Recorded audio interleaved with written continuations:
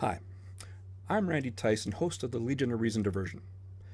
Lately, a compilation video produced by YouTuber social justice advocates is making the rounds, which asks questions of those who are opposed to their activities.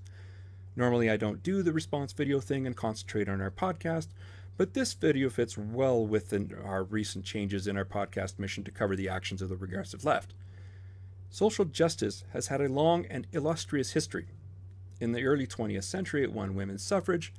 The march to Selma and university protests against the war in Vietnam in the 60s helped to focus on racial issues and a war no one understood, and the 1970s saw a major victory in women's bodily autonomy rights. But today's social justice is a mere caricature of its former self.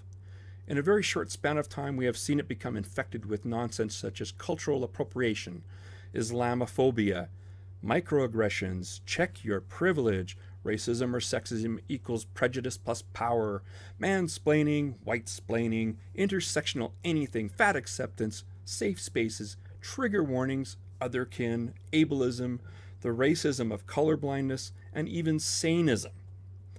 Social justice is an ever-growing litany of terms as its adherents make a cottage industry of inventing new ways to be offended and victimized. They throw around terms like racist and sexist like so much Halloween candy, trivializing real incidents of racism and sexism. Their annoyingly tiresome use of words like problematic and toxic make them sound like blathering idiots.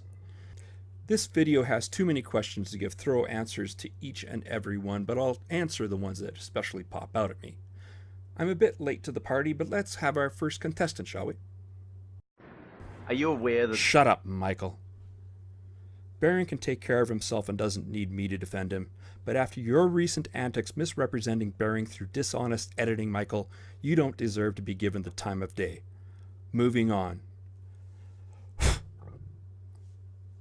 In videos and in the comment sections, anti-feminists often take up the most extreme or the weakest feminist position they can find, or they just straight up misrepresent what the feminist position is. Instead, why not take up the strongest, most robust feminist argument you can find and really challenge yourself? Christy, you don't actually tell us in this question what constitutes these most robust feminist arguments or where we can find them. Do you think intersectional feminism is robust? Can they be found in the writings of Patricia Hill Collins? Do you believe that my immutable characteristics such as skin color and gender invalidate my opinions on race and gender issues? Is the patriarchy a real entity, and how is it not just repackaged misandry? And what exactly is the feminist position? You can't seriously be telling me that feminism is a single, unified ideology, can you? It's your question. You tell me, Christy. There was a time I called myself a liberal feminist. That ended when I found out what third-wave feminism was up to. One of the reasons I no longer identify as a feminist can be unpacked from your question, Christy. You distance yourself from the most extreme or the weakest feminist positions without actually calling their proponents out. Where were you when Goldsmiths University's diversity officer, Bahar Mustafa, was drinking male tears? Where were you when Clementine Ford repeatedly tweets straight-up misandry? The complete lack of will to expose people like Julie Bindel, writer for The Guardian, is nothing short of hypocrisy. Misogyny is terrible, but misandry is just as bad regardless it comes from someone identifying as a feminist. It's not okay for the likes of Mustafa, Ford, and Bindel to commit it, and it's not okay for you to let it slide. These people claim to be feminists but are nothing short of misandrists. And saying that, oh, that's not really feminism, doesn't help the impression that feminism is inclusive of those hateful points of view. So actively denouncing the ideas these people espouse as feminism will actually help the movement. But at the moment, you are very much like those Christians who claim that Pat Robertson doesn't represent them yet refuse to back that up with condemnation. Christy, were you one of those spurring on the mob after Sabria Erdely's Rolling Stone article describing a rape at the Phi Kappa Psi frat house on the campus of UVA? Did you admit your mistake and apologize after the story was found to be a fabrication? If you did, great. But if you are one of the vast majority that didn't, well, not so great. Should we throw away the due process afforded those accused of any other crime and just imprison those accused of rape with no attempt at corroborating an accuser's story? Should we do that in the interest of padding conviction rates for sexual assault at the expense of the integrity of the law just to make you feel better? Is this an example of a robust feminist argument? Why is it that you go on and Shut up, talking Michael. on If SJWs are bad because they spend too much time whining and don't talk about real problems, then why aren't you talking about those problems instead of just whining about the other people over and over and over for literally years? Ah, that old standby, the two-coke fallacy. Moving on. Another reason I oppose third-wave feminism, the complete and utter dishonesty when it comes to stats. I once believed the wage gap argument. I believed it right up until I found out how the wage gap is actually calculated. When I first learned it is merely the summation of earnings within demographic groups, my first thought was, you've got to be kidding me. No controls means no conclusions can reasonably be drawn as to why there is a difference, let alone attribute the differences to sexual discrimination. This is a stat that debunks itself. Here's an example of why this line of reasoning is spurious. I have actually seen the wage gap used as evidence of racism.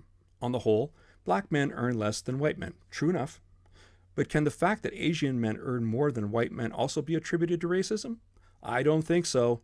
It is at best spurious reasoning on the part of modern-day social justice advocates.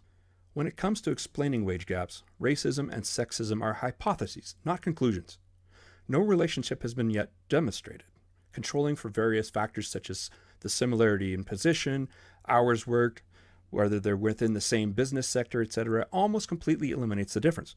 That doesn't mean incidents of racism and sexism don't happen, but they don't explain the disparity. How about the 1 in 4 women will be raped while attending university claim?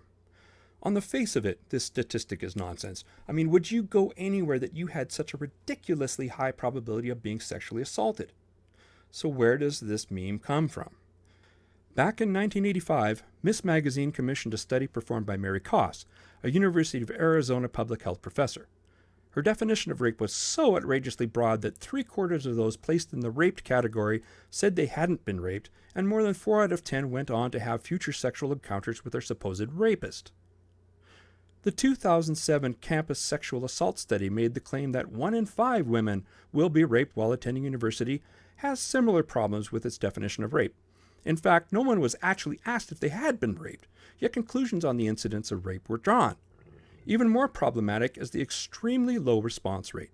Any conclusions drawn from such a survey are tentative at best, and even the authors cautioned against extending their results from the 2 universities studied to the over 3,000 post-secondary degree institutions in the U.S. as a whole.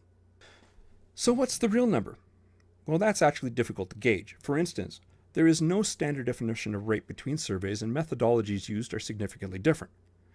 This makes comparisons between studies problematic, but the studies recognized as being the most robust put the number far lower than the 1 in 5, let alone 1 in 4, that are continually cited by social justice advocates.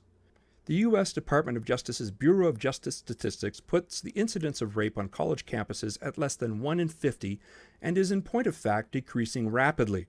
Yet campus rape culture hysteria is going through the roof thanks to you. Congratulations.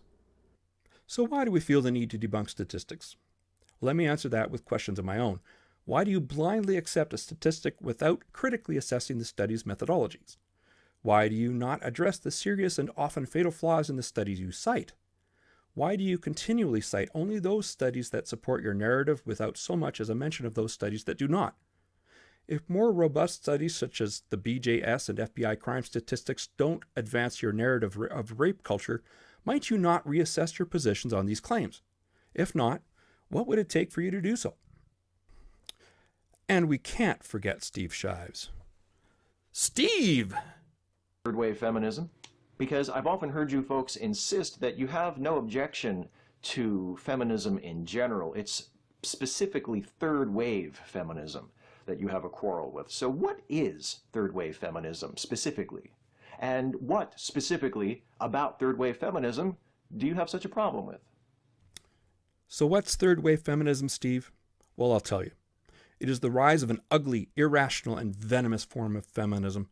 It is a Marxist, postmodern, nonsensical caricature of what feminism once was.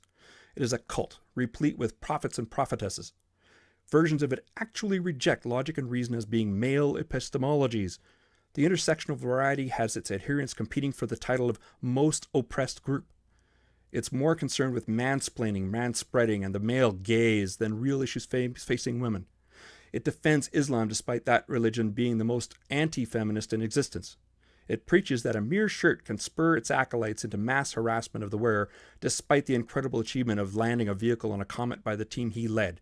It refuses to leave its Western-centric comfort zone and give voice to women in places where patriarchy and rape culture truly exist. It produces fanatics willing to threaten and silence speakers who don't hold to dogma. It infantilizes women with trigger warnings and safe spaces. It says women are perpetually victims, rather than the strong, independent people they actually are. In Orwellian fashion, its zealots comb the internet, policing language and thought of anyone except their own. And just like Soviet Russia, women dissidents are deemed to be suffering from a made-up psychiatric illness called internalized misogyny. Working against free speech as you do is regressive. Subverting the right to due process is regressive. Infantilizing women with trigger warnings and safe spaces is regressive. Every aspect of what I described third-wave feminism as being is regressive. Calling you the regressive left is not pejorative. It's not an ad hominem. It is a statement of fact. If you dislike being called that, there is a simple solution. Stop being a regressive. But you advocates for social justice aren't going to watch this. From previous observations, it is difficult to believe you ever really wanted answers to your questions in the first place. Who knows? Maybe you'll surprise me, but the odds-on favorite is that you'll simply go back to carefully manicuring your echo chambers, ceaselessly plugging those holes that might let ideas different from your own in, and blocking any and everyone who makes even the slightest transgression against your dogma. To paraphrase Ayaan Hirsi Ali, we must reclaim and retake social justice from these idiots. No one is saying the world is perfect and that no inequities remain to fight against, but I have no interest in living in the bland, vanilla, androgynous, thought-policed world you of the perpetually offended demand. Thanks for watching.